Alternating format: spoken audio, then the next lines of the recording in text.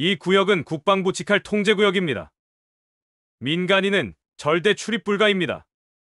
해군 제21기지 정문. 구두굽 소리가 뚜벅뚜벅 울렸다. 남색 트렌치 코트, 단정히 올린 머리. 한 손엔 식어버린 도시락, 다른 손엔 군번줄이 담긴 작은 상자가 들려 있었다. 아줌마가 뭘 모르시나 본데 여기 막 아무나 오면 안 돼요. 그리고 누구요? 고도현 이병이요? 그 고졸 지금 면회 불가입니다. 병원에 있어요. 순간 여자의 표정이 굳었고 그녀는 아무 말 없이 가방을 열더니 빛바랜 군모 하나를 꺼냈다. 그리고 그 모자를 천천히 조용히 눌렀었다. 그 순간 정문을 지키던 병사의 눈빛이 흔들렸다. 저 여자 누구야? 그날 이후 부대 전체가 숨을 죽였다. 아무도 몰랐다. 이 평범해 보이던 여인이 이 부대를 어디까지 무너뜨릴지. 지금부터 시작되는 이야기는 단순한 고졸 병사의 왕따 사건이 아닙니다. 끝까지 보신다면 심장을 철렁이게 할 장면과 마주하게 될 겁니다. 좋아요와 구독은 그 진실을 확인하신 뒤에 눌러주셔도 괜찮습니다. 저는 그날 오후 해군 제3함대 사령부 철문 앞에 서 있었습니다. 남색 트렌치코트 안주머니에서 손이 떨리고 있었죠. 한 손엔 차가워진 제육볶음 도시락, 다른 손엔 20년간 열어본 적 없는 군번줄 상자를 꽉 쥐고 있었어요. 상자 뚜껑엔 도현이 돌잔치 때 찍은 사진이 테이프로 붙어 있었습니다. 그리고 그 밑엔 더 소중한 고태식 중령 전사자 훈장과 해군 정복모가 있었죠. 이 구역은 국방부 직할 통제구역입니다. 민간인 출입 절대 금지입니다. 초병이 딱딱하게 소리쳤어요. 저는 최대한 차분히 말했습니다. 제 아들 면회 왔어요. 고도현 이병이요. 그 순간 옆 병사가 비웃음을 터뜨렸습니다. 고졸 고도현이요? 지금 병원에 있어요. 어차피 면회도 불가능하고요. 또 다른 놈이 힐끔거리며 말했죠. 아줌마, 그냥 돌아가세요. 이런 꼴로 오시면 아들만 더 불쌍해져요. 그 순간 제 가슴 깊은 곳에서 무언가가 산산조각 나는 소리가 들렸습니다. 고졸이라는 단어가 얼마나 쉽게, 얼마나 모멸적으로 그들 입에서 튀어나오는지 보니까 내 아들이 여기서 어떤 취급을 받고 있는지 단번에 알 수 있었어요. 20년 동안 숨겨온 제 정체를 모르는 채로 제 아들을 짓밟고 있었던 거였습니다. 그 잔인한 현실이 눈앞에 적나라하게 펼쳐지는 순간 저는 더 이상 참을 수 없었어요. 저는 한 발자국도 물러서지 않았습니다. 대신 가방을 천천히 열었죠. 20년 동안 햇빛도 못 본 그것을 꺼냈습니다. 해군 투스타 정복모였어요.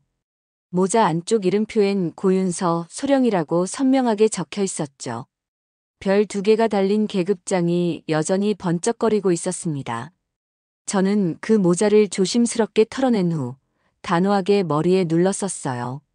바로 그 순간 초병들 얼굴이 새하얗게 질렸습니다. 혹시 어디 소속이셨습니까? 목소리가 덜덜 떨리고 있었어요. 저는 등을 곧게 펴고 말했습니다. 예비역 해군 소장 고윤서다. 두 병사가 동시에 발 뒤꿈치를 딱 붙이며 경례를 올렸죠. 그때 저는 시계를 보며 냉정하게 선언했습니다. 너희 사단장, 지금부터 3분 준다. 안 튀어나오면 내가 직접 들어간다. 병장이 급히 무전기를 잡았어요. 긴급! 정문에 투스타 계급장 착용한 민간인 출연! 고윤서 소장이라고 주장합니다. 2분 30초. 초병들이 술렁였습니다. 저 여자 뭐야? 헬기 타고 오시던 그분? 사단장 맞나? 2분. 부대 안에서 사이렌이 울렸어요. 1분 30초. 사단장님, 긴급히 정문으로 나와주세요. 1분. 달려오는 발소리가 들렸습니다. 30초. 정문이 벌컥 열렸어요. 숨을 헐떡이는 중대장 유기태가 뛰어나왔습니다. 20초. 투스타 사단장님, 직접 오셨습니다. 10초. 저는 시계를 보며 차갑게 말했어요. 시간 됐다. 그 순간 온 부대가 조용해졌습니다. 저는 그 침묵 속에서 깨달았어요. 20년 동안 숨겨왔던 제 정체가 단 3분 만에 이곳 전체를 뒤흔들고 있다는 걸 말이죠. 하지만 동시에 또 다른 현실도 마주하게 됐습니다. 제가 이 모자를 벗고 평범한 어머니로 살아온 그 세월 동안 내 아들은 여기서 얼마나 많은 고통을 혼자 견뎌냈을까 하는 생각이 밀려왔거든요. 하지만 이건 시작에 불과했습니다. 중대장 유기태가 숨을 헐떡이며 제 앞에 섰습니다. 소장님, 갑작스러운 방문의 준비 필요 없다. 저는 그를 차갑게 바라봤어요. 내 아들 어디 있나? 유기태의 눈빛이 순간 흔들렸습니다. 뭔가 숨기려는 표정이었죠. 고도연 이병 말씀이시죠? 지금 의무실에서 치료받고 있습니다. 무슨 치료? 훈련 중 넘어져서. 별거 아닙니다. 그 말을 듣는 순간 저는 알 수 있었어요. 이 사람이 거짓말하고 있다는 걸 말이죠. 20년간 군 생활하면서 부하들의 거짓말 정도는 한 번에 알아볼 수 있었거든요. 유기태의 시선이 계속 다른 곳을 향하고 있었고 말끝을 흐리는 습관도 전형적인 은폐 시도였습니다. 주변 초병들이 휴대폰을 꺼내 부대 안으로 연락하기 시작했어요. 헬기 오시던 분이 저분이야. 사단장 맞나? 진짜 투스타네. 저는 군번줄 상자를 꽉 쥐고 말했습니다. 의무실로 안내해라. 하지만 소장님, 민간인 신분이시라 절차가. 내가 누군지 이미 알지 않나? 유기태가 망설였어요. 그런데 바로 그때 부대 안쪽에서 한 명의 중사가 조심스럽게 다가왔습니다. 정하윤이었어요. 소장님, 죄송합니다. 정하윤이 작은 목소리로 말했죠. 사실 도연이 처음부터 계속 맞았어요. 그 말에 유기태의 얼굴이 순간 굳었습니다. 정중사, 지금 뭐 하는 거야? 하지만 정하윤은 계속 말했어요. 고졸이래서요. 매번 배식 받을 때도 꼴찌로 받아서 맛있는 건 하나도 없고 식은 국이랑 밥만 남아 있어요. 동료들은 그런 도연이를 비웃기만 했습니다. 제 손이 떨리기 시작했어요. 군번줄 상자 안에 붙어있던 도연이 아기 사진이 눈앞에 어른거렸습니다. 그 천진난만했던 미소가 이곳에서 어떻게 변해갔을지 상상하니까 가슴이 미어지는 것 같았어요. 계속해라. 저는 도연이가 안타까워서 배식 받을 때 일부러 더 많이 받아서 나눠주려고 했어요. 하지만 그런 모습을 본 동료들이 더 비웃어서 도연이가 그마저도 정중히 거절했습니다. 정하윤의 목소리가 떨렸어요. 그렇지만 도연이는 항상 제일 열심히 훈련했어요. 진급 심사 때마다 1등 했는데 매번 진급에서만 누락됐습니다. 왜? 배경이 없다고. 고졸이라고. 그 순간 저는 깨달았습니다. 제가 아들에게 제 정체를 숨긴 이유가 오히려 아들에게 더 큰 고통을 안겨줬다는 걸 말이죠. 만약 도연이가 투스타 장군의 아들이라는 걸 알았다면, 아니 적어도 제가 군인이었다는 걸 알았다면 이런 일은 일어나지 않았을 거예요. 유기태가 다급하게 말했습니다. 소장님, 이건 내부 사정이라. 닥쳐라. 저는 그에게 한마디만 던졌어요. CCTV 다 확인할 거다. 그리고 저는 정하윤을 바라봤습니다. 증거 있나? 정하윤이 조심스럽게 USB 하나를 꺼냈어요. 몰래 녹화한 것들이 있습니다. 집단 괴롭힘, 군화로 구타하는 장면, 자대 배치 첫날 무릎 꿇린 모습까지. 그 USB를 받는 순간 저는 결심했습니다. 이제 더 이상 평범한 어머니로는 살 수 없다는 걸 말이죠. 의무실 문이 열렸습니다. 그 순간 저는 숨이 멎는 줄 알았어요. 침대에 누워있는 도연이의 모습을 본 순간 말이죠. 얼굴 한쪽에 멍이 들어 있었고 상반신엔 테이핑이 감겨 있었습니다. 하지만 그보다 더 충격적인 건 도연이의 눈빛이었어요. 예전처럼 반짝이던 그 눈에서 빛이 완전히 사라져 있었거든요. 도현아. 제가 다가가자 도현이는 고개만 살짝 숙였습니다. 말 한마디 없이요. 어디가 아픈 거야?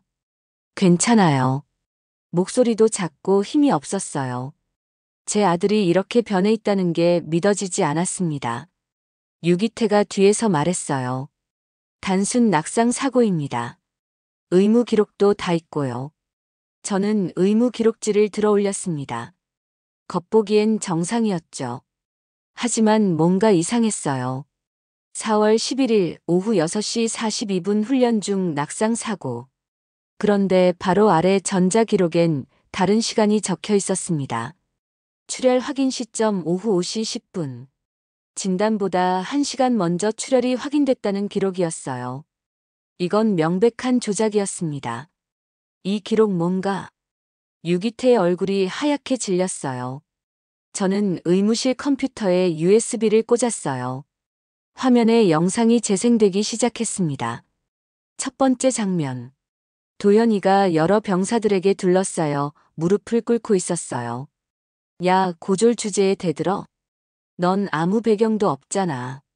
네 부모가 군인이긴 하냐? 군화가 도현이 옆구리를 가격했습니다.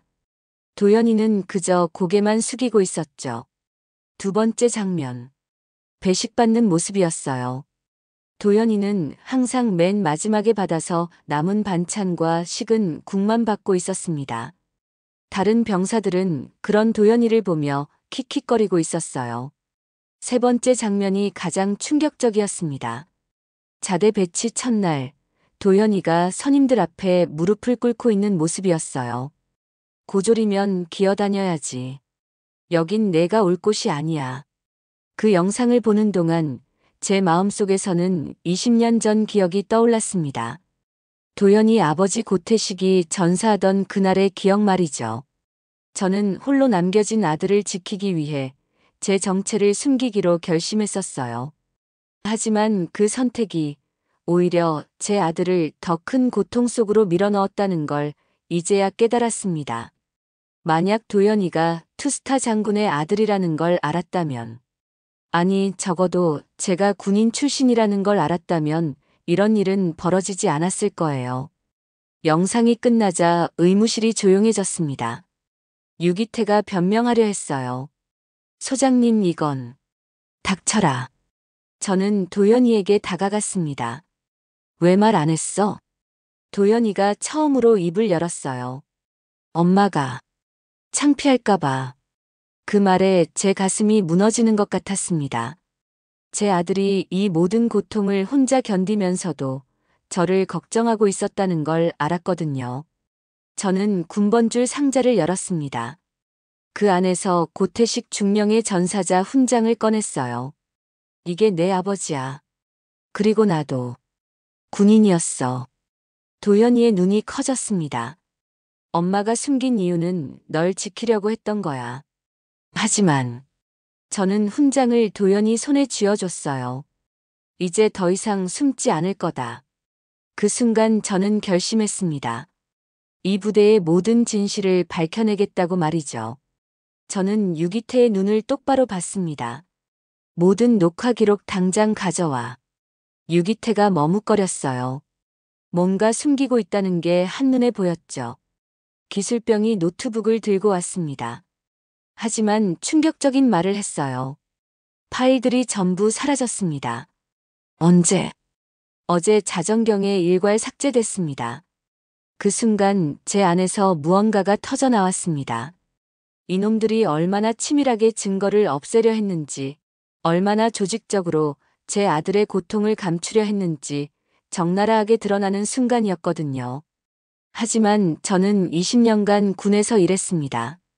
이런 상황을 모르는 게 아니었어요. 복구 시스템 돌려봐. 네. 백업 서버 있을 거 아냐. 기술병이 당황하며 키보드를 두드렸습니다. 10분 후 화면에 뭔가 떠올랐어요. 첫 번째 복구 장면. 도현이가 구석에 웅크리고 있었습니다. 3명의 선임이 둘러싸고 있었죠. 한 놈이 도현이 어깨를 밟고 있었어요. 두 번째 장면. 화장실에서였습니다. 도현이가 바닥을 닦고 있는데 선임이 일부러 물을 흘리며 비웃고 있었어요. 세 번째 장면이 가장 참혹했습니다.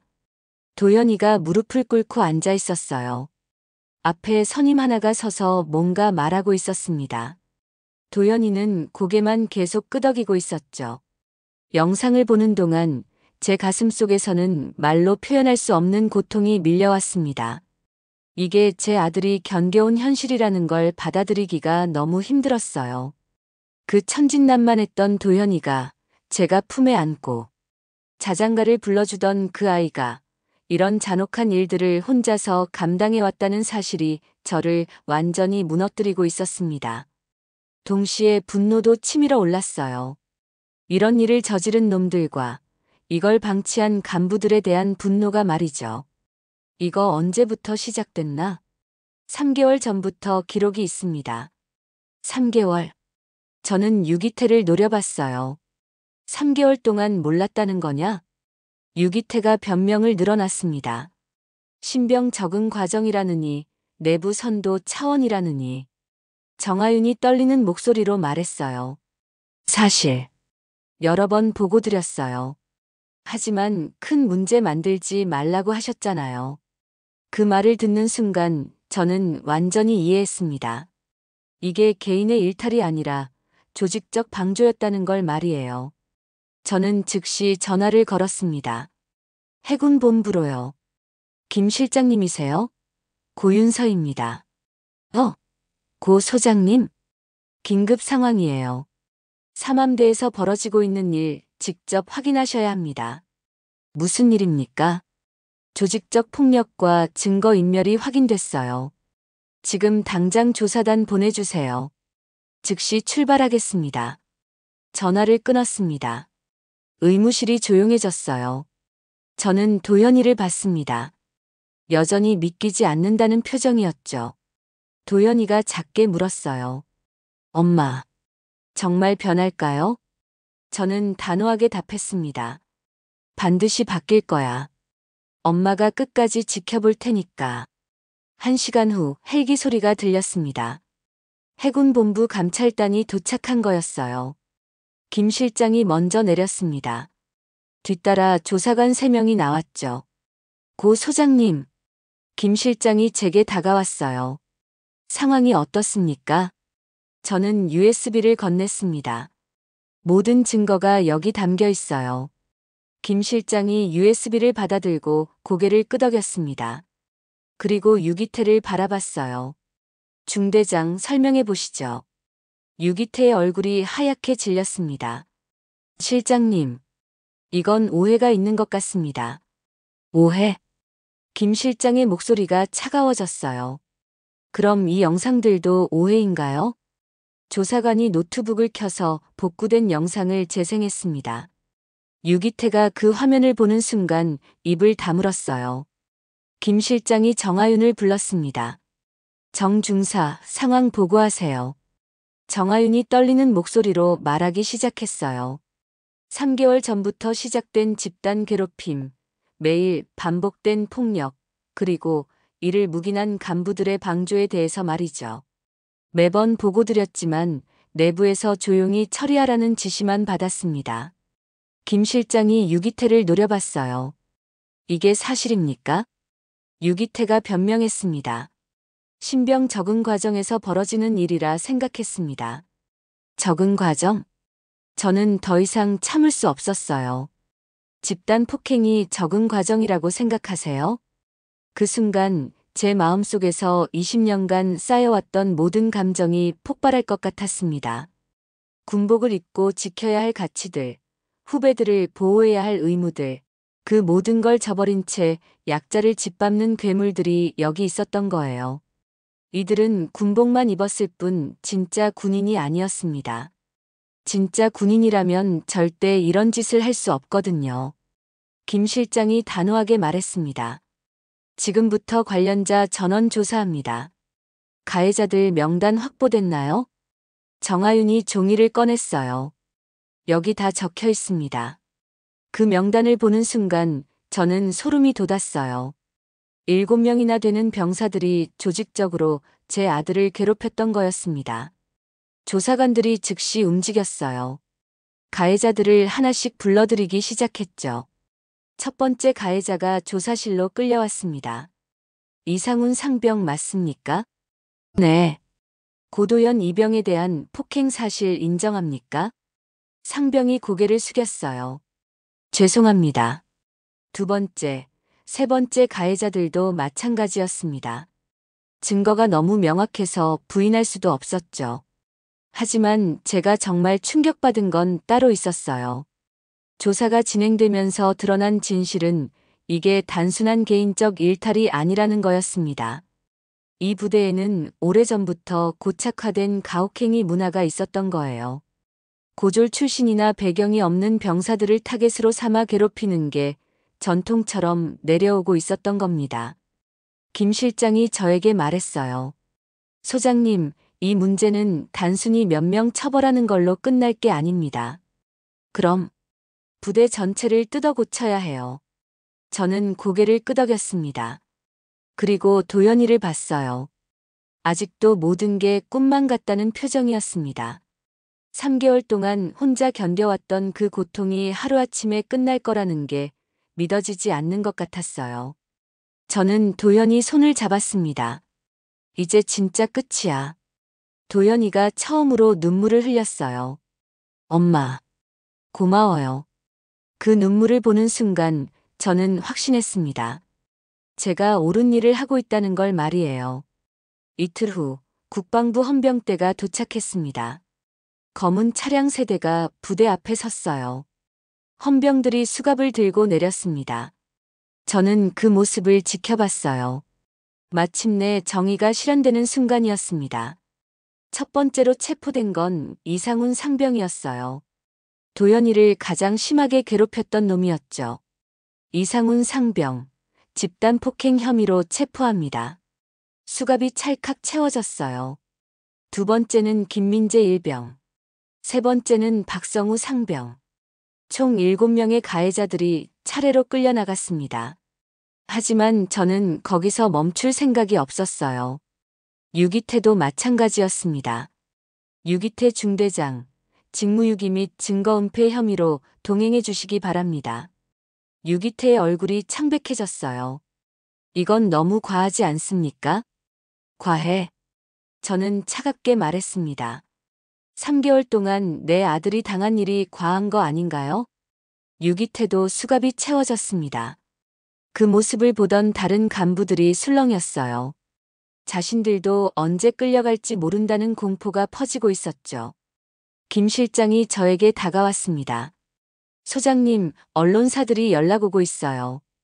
언론? 이 사건이 알려지기 시작했습니다. 저는 잠시 망설였어요. 언론에 나간다는 건 도연이에게도 부담이 될 수 있었거든요. 하지만 도연이가 먼저 말했습니다. 엄마 해요. 도연아. 다른 후임들도 나처럼 당하고 있을 거예요. 막아야 해요. 그 말을 듣는 순간 저는 제 아들이 얼마나 성숙해졌는지 깨달았습니다. 3개월간의 고통 속에서도 다른 사람들을 생각할 수 있는 마음을 잃지 않았던 거예요. 오히려 그 경험이 도연이를 더 강하고 따뜻한 사람으로 만들어준 것 같았습니다. 물론 그 대가가 너무 컸지만요. 저는 결심했습니다. 그날 오후 저는 기자들 앞에 섰습니다. 부대 정문 앞이었어요. 마이크가 여러 개 놓여 있었고 카메라가 저를 향해 있었습니다. 안녕하세요. 예비역 해군소장 고윤서입니다. 기자들이 일제히 질문을 쏟아냈어요. 저는 손을 들어 조용히 시켰습니다. 제가 여기 온 이유는 간단합니다. 저는 천천히 말했어요. 이 아이는 제 아들입니다. 도연이가 제 옆에 서 있었어요. 그리고 군대는 부모의 심장을 대신 맞는 곳이어야 합니다. 기자 하나가 질문했어요. 소장님, 이번 사건을 어떻게 보십니까? 군복을 입었다고 해서 다 군인은 아닙니다. 저는 단호하게 말했습니다. 진짜 군인은 약한 사람을 지키는 사람이에요. 괴롭히는 사람이 아니라. 앞으로 어떤 변화를 기대하십니까? 군대도 사람을 지켜야 합니다. 저는 마지막으로 말했어요. 계급과 권력이 사람을 짓밟는 도구가 되어서는 안 됩니다. 그 말이 끝나자 기자들이 박수를 쳤어요. 하지만 저는 박수보다 더 소중한 걸 발견했습니다. 부대 안에서 지켜보던 병사들의 표정이었어요. 처음으로 희망이 보이는 눈빛들이었습니다. 그날 저녁 뉴스에 제 인터뷰가 나왔어요. 해군 투스타 출신 어머니의 외침. 군대는 부모의 심장을 맞는 곳. 제목들이 화면에 떠올랐습니다. 도연이가 제 옆에 앉아서 뉴스를 봤어요. 엄마, 후회 안 해요? 뭘? 이렇게 유명해져서요. 저는 웃었습니다. 전혀. 이게 내가 할 수 있는 마지막 작전이야. 도연이도 웃었어요. 3개월 만에 처음 보는 진짜 웃음이었습니다. 일주일 후, 저는 사복을 입고 도연이를 찾아갔습니다. 이번엔 투스타 정복모가 아니었어요. 그냥 평범한 엄마의 모습으로요. 도연이는 부대 휴게실에서 저를 기다리고 있었습니다. 얼굴에 멍은 많이 나아졌지만 아직 상처는 남아 있었어요. 도연아. 제가 다가가자 도연이가 일어섰습니다. 엄마. 저는 도연이 앞에 앉았어요. 그리고 조심스럽게 물었습니다. 이제 괜찮아? 도연이가 고개를 끄덕였어요. 하지만 눈빛은 여전히 조심스러웠습니다. 엄마 미안해요. 뭐가? 말 안 해서요. 그 순간 제 가슴이 아려왔습니다. 아직도 도연이는 자신이 잘못했다고 생각하고 있었던 거예요. 저는 도연이 손을 잡았습니다. 도연아, 내가 잘못한 게 아니야. 하지만, 들어봐. 엄마가 너한테 숨긴 게 있어. 도연이가 저를 바라봤어요. 저는 깊은 숨을 내쉬었습니다. 이제 진실을 말할 때가 온 것 같았어요. 아빠 얘기부터 할게. 저는 가방에서 낡은 사진 하나를 꺼냈습니다. 군복을 입은 남자가 웃고 있는 사진이었어요. 이게 내 아빠야. 고태식 중령. 도연이의 눈이 커졌습니다. 아빠가 군인이었어요? 응. 해군 특수부대 소속이었어. 저는 잠시 말을 멈췄어요. 이 다음 이야기가 쉽지 않았거든요. 아빠는 내가 태어나기 전에 죽었어. 하지만 단순한 사고가 아니었어. 도연이가 긴장한 표정을 지었어요. 아빠는 군 내부의 잘못된 일들을 고발하려고 했어. 부패, 비리, 병사들 괴롭히는 일들. 그런 걸 막으려고 했던 거야. 제 목소리가 떨리기 시작했습니다. 하지만 그걸 막으려는 사람들이 있었어. 그들이 아빠를 사고로 위장해서. 도연이가 충격받은 표정을 지었어요. 그럼 아빠는 억울하게 죽은 거야. 정의를 위해서. 저는 눈물을 참으며 계속 말했어요. 그래서 숨겼어. 내가 군대 가면 아빠처럼 위험해질까봐. 도연이가 조용히 물었어요. 그럼 엄마도 군인이셨던 거예요? 응. 해군 소장까지 올라갔어. 왜 그것도 숨기셨어요? 그 질문을 받는 순간 제 마음속에는 복잡한 감정들이 휘몰아쳤습니다. 도연이를 향한 사랑과 걱정, 그리고 제 나름대로의 교육 철학이 뒤섞여 있었거든요. 너 군인 되고 싶어 한다는 거 알고 있었어. 엄마가요? 중학교 때부터 눈에 보였어. 군사 다큐멘터리만 보고 체력 단련도 혼자 하고. 저는 잠시 말을 멈췄어요.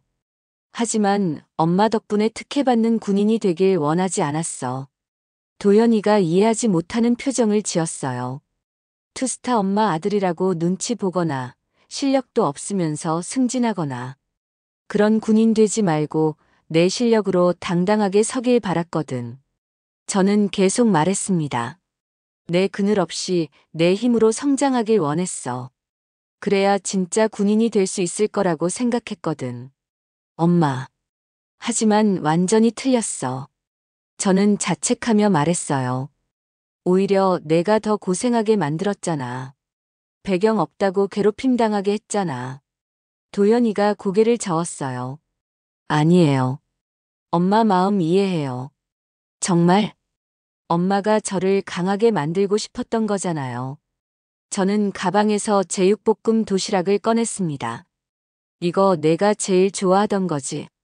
도연이가 눈물을 흘리기 시작했어요. 엄마, 이제 알겠어요. 뭘? 왜 아빠가 정의를 위해 싸웠는지. 그리고 엄마가 왜 나를 강하게 키우려고 했는지. 저는 도시락을 열었습니다. 따뜻한 김이 올라왔어요. 이제부터는 함께 할 거야. 네. 아빠가 못다한 일, 엄마와 내가 함께 이어갈 거야. 도연이가 젓가락을 들었어요. 그럼 이제 말해도 돼요? 힘든 일 있으면요. 저는 단호하게 대답했습니다. 당연하지. 이제 우리는 팀이야. 도연이가 처음으로 활짝 웃었어요. 그 웃음 속에서 저는 고태식의 모습을 봤습니다. 정의로웠던 그 사람의 마음이 아들에게도 이어지고 있다는 걸 알 수 있었어요. 한 달 후, 저는 명예전역 발표를 했습니다. 하지만 이번엔 단순한 은퇴가 아니었어요. 기자회견장에서 저는 또 다른 폭탄 선언을 했습니다. 20년 전 고태식 중령 사망 사건의 재조사를 요구합니다. 기자들이 술렁였어요. 제 남편은 군 내부 부조리를 고발하려다 억울하게 죽었습니다. 증거가 있습니까? 한 기자가 물었어요. 저는 USB 하나를 들어 올렸습니다. 남편이 남긴 기록들이 여기 있어요. 그 순간부터 상황이 급격히 돌아갔습니다. 단순히 아들의 괴롭힘을 해결한 어머니가 아니라 군 전체의 오래된 비리를 폭로하는 고발자가 된 거였어요. 국정감사까지 요구되기 시작했습니다. 그날 오후 저는 도연이와 함께 부대를 나왔습니다. 도연이도 의가사제대 처리됐거든요. 엄마 무섭지 않아요? 도연이가 걱정스럽게 물었어요. 뭐가? 아빠 일까지 파헤치면 위험하지 않을까요? 저는 도연이 어깨에 손을 올렸습니다. 아빠가 못다한 일을 이제 우리가 해야지. 정문을 나서는 순간이었어요. 뭔가 이상한 장면을 봤습니다. 부대 정문 앞 벤치에 도시락통 하나가 놓여 있었어요. 그 주위로 퇴근하는 병사들이 하나둘 모여들고 있었습니다. 저거 뭐지? 도연이가 물었어요. 저는 가까이 가봤습니다. 도시락통 옆에 쪽지가 붙어 있었어요. 우리 아들도 고태식 중령님처럼 정의로운 군인이 되길 마이너스 이병 어머니 올림. 그 순간 저는 깨달았어요. 아빠의 이야기가 알려지면서 다른 부모들에게도 용기를 준 거였습니다. 병사들이 하나둘 그 앞에 서기 시작했어요. 첫 번째 병사가 조용히 경례를 올렸습니다. 두 번째, 세 번째. 점점 더 많은 병사들이 모였어요. 한 간부가 다가와서 말했어요. 고태식 중령님 이야기 들었습니다. 네. 진짜 군인이 뭔지 알게 됐어요. 이제 변할 거예요. 그날 저녁 뉴스였어요. 고태식 중령 사망 사건 재조사 착수. 20년 만에 밝혀지는 군 내부 은폐. 윤서 전 소장, 남편의 뜻 이어받아. 앵커가 말했습니다. 개인적 복수를 넘어 군 전체 개혁의 상징이 되고 있습니다. 화면에는 전국 곳곳의 모습이 나왔어요. 고태식 중령을 추모하는 현수막들. 정의로운 군인이 되겠다고 다짐하는 신병들. 변화를 약속하는 간부들. 저는 도연이를 봤어요. 어때? 후회 안 해? 뭘요? 아빠 일까지 세상에 알려져서 말이야. 도연이가 단호하게 말했어요. 전혀요. 오히려 자랑스러워요. 왜? 제 아빠가 영웅이었다는 걸 이제 모든 사람이 알잖아요. 그 말을 들으면서 제 마음속에는 따뜻한 감정이 퍼져나갔습니다. 20년 동안 혼자 감당해왔던 진실의 무게가 비로소 나눠지는 기분이었어요. 그리고 고태식이 꿈꿨던 정의로운 군대가 조금씩 현실이 되어가고 있다는 것도 느낄 수 있었습니다. 저는 창밖을 바라봤어요. 저 멀리서 한 어머니가 부대 정문을 향해 걸어가고 있었습니다. 손에는 도시락을 들고 있었어요. 도현아. 네. 아빠가 시작한 일이 계속되고 있어. 도연이도 창밖을 봤어요. 정말 변할까요? 변할 거야. 아빠가 바라던 대로. 그날 밤 저는 오랜만에 평안한 잠을 잤습니다. 꿈에서 고태식을 만났어요. 고마워. 고태식이 말했습니다. 내가 못다한 일을 해줘서. 이제 괜찮을까? 당연하지. 우리 아들도 자랑스러운 군인이 될 거야. 어떤? 아빠처럼 정의로운 군인 말이야. 꿈에서 깨어났을 때 도연이가 제 옆에서 자고 있었어요. 편안한 얼굴이었습니다. 더 이상 부끄러워하지 않는 당당한 표정이었어요. 저는 조용히 일어나서 창밖을 봤습니다. 새벽이 밝아오고 있었어요. 고태식이 꿈꿨던 새로운 군대가 시작되고 있었습니다. 저는 마지막으로 투스타 정복모를 바라봤어요. 이제 더 이상 쓸 일은 없겠지만 그 안에 담긴 의미는 영원히 남을 거라고 생각했습니다. 진짜 군인은 계급장이 만드는 게 아니라 정의로운 마음이 만드는 거니까요.